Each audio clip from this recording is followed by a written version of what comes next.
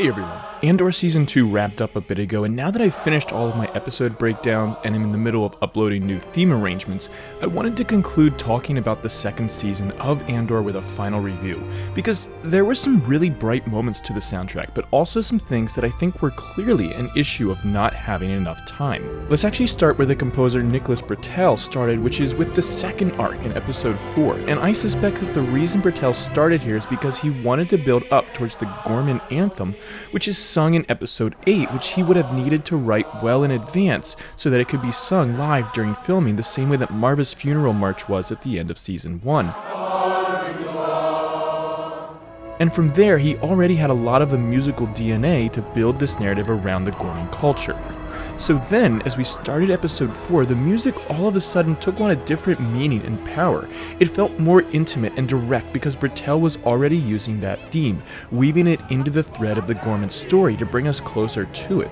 But he also added some of the best musical moments of the entire season in this episode, with one of my favorite being when Carew talks about the Imperial base casting a shadow on their plaza, and the music reflecting this by suddenly getting darker. Imperial military facility? Rising over the monument to the fallen. Yes. These are the kind of subtle things that Britell would do that we don't outwardly notice, but it grabs our attention and makes the entire show more immersive for our imagination. All of a sudden, we can feel that shadow within ourselves as well. Rising over the monument to the fallen. The arc that encompassed Saul also really leaned into his theme in a great way. This was a theme that was unknown to us before, but the obsessive push for it during this short storyline helped us become immediately connected to it and Saul.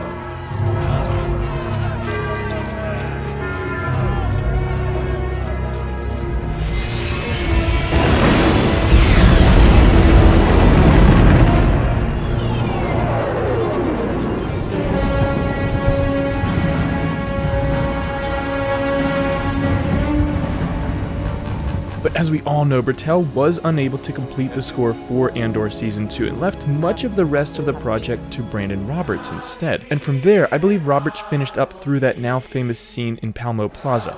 The rest of the arc in episodes 5 through 8 felt intact and continually pushing towards the inevitable. The music never did anything particularly incredible during these episodes, but Roberts took everything that Britell had established for him and continued it. The Gorman anthem continued to play a role in weaving into the story and character themes subtly, entering as their stories continued. And because the pacing remained slow and the music never did anything overly attention-grabbing, this helped the massacre scene feel more impactful. Episode 8 was a great scene, but as it ended, some strange things suddenly began to happen. First, as Cyril is standing in the plaza experiencing another moment of freezing up, the music was dangerously similar to that of contemporary Estonian composer Arvo Parrot's Fratres.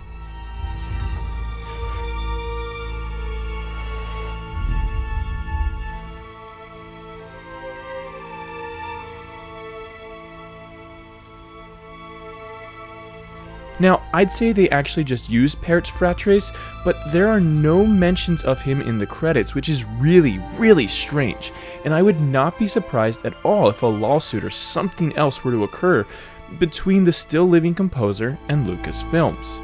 Of course, there have always been pieces in Star Wars that walk dangerously close to what inspired them, especially in A New Hope, as Lucas nearly just used canned music and Williams was stuck scoring something similar to Holst Mars, for example. But this went further, and it was completely unnecessary in this moment as well.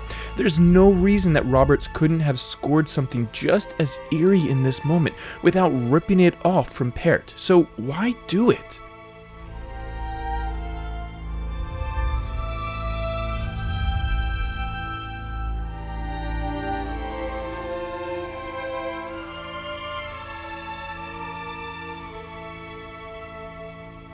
But I'm focusing on this because it was also simply the beginning of a string of lazy scoring for Roberts, in my opinion, that follows a similar pattern. In the next scene, Roberts uses a track that sounds incredibly close to Time from Hans Zimmer from Inception.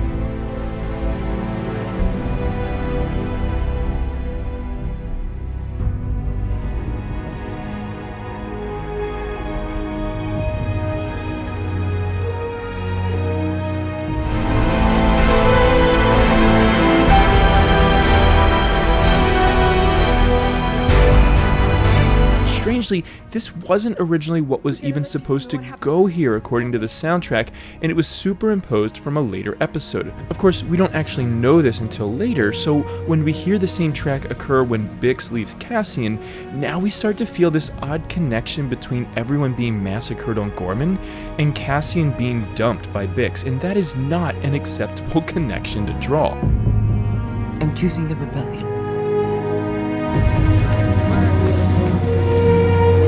But the superimposing of tracks continued in the last arc of the show as well. As Mon gives her speech to the Senate, Marva's speech music enters. This one didn't necessarily bother me, as the connections were actually powerful to watch. In the days to come, I stand this morning with a different times than I can remember.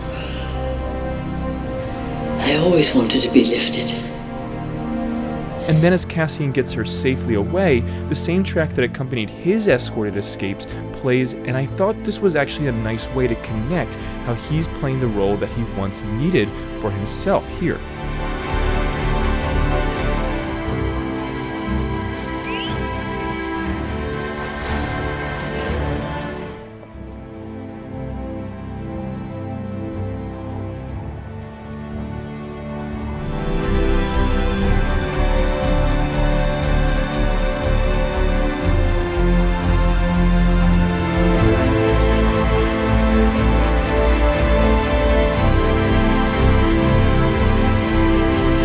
But then at the very end, it returns again, which took away from its impact before giving way to the One Way Out track from Season 1 as they flee Narkina 5. And again, this connection made no sense to me.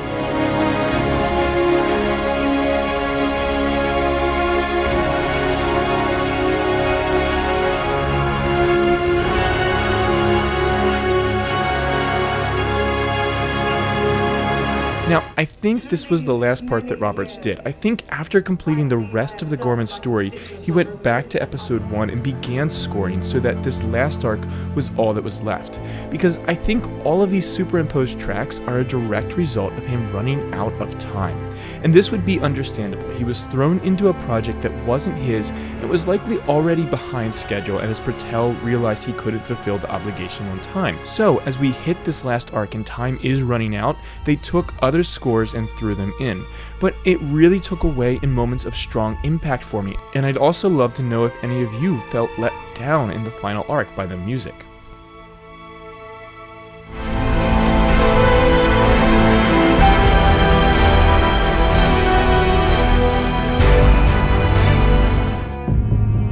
I'm choosing the rebellion.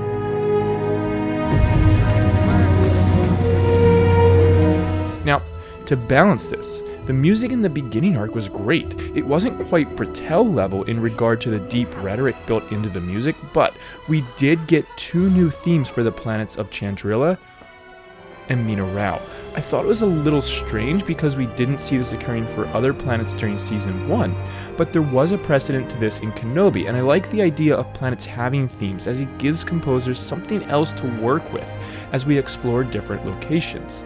But nothing felt out of place or disconnected during the first arc, and I appreciated where it was taking its time. And the full Niamos track felt so right after all of the places that it came up in Season 1. Of course, this is the song that they play at the wedding celebration.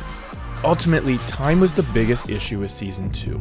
Gilroy was trying to do so much in a single season instead of the way he originally planned it, and I do think that hurt the project some, and that this was part of what happened with the music as well. But overall, this was still a really solid show, and I'm sad that there won't be any more to follow. But I'm also curious what all of you think. What did you think of Season 2, and how did you feel about the music that Roberts set? Did you notice the Fratres by Parrot? Did the reused tracks bother you the way they did for me? What was your favorite new theme? Tell me in the comments below what you think, and consider checking out my Patreon page using the link in the description, where you can help support this channel for as little as $1 a month, or download PDFs and MP3s of projects as I complete them, along with other perks at higher tiers. Please don't forget to like this video and subscribe to learn more about the music of a galaxy far, far away, and as always, may the be with you.